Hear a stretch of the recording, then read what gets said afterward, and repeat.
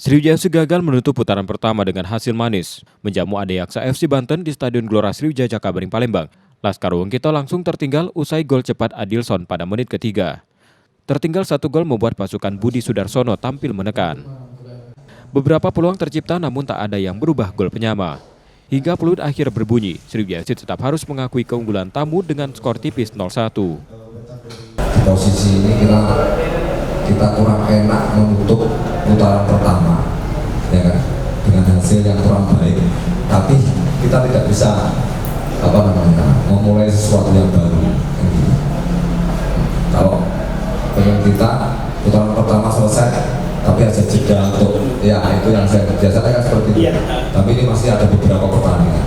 Hanya di babak kedua kita lihat Sriwijaya melakukan beberapa perubahan, kemudian merubah juga jalannya pertandingan dengan banyak menekan, ya. Ini cukup menyulitkan kita tadi. Di klasemen sementara grup 1, Sriwijaya FC menutup putaran pertama di peringkat ke-10 dengan koleksi 2 poin dari 9 pertandingan. Nur Muhammad, Kompas TV, Palembang, Sumatera Selatan.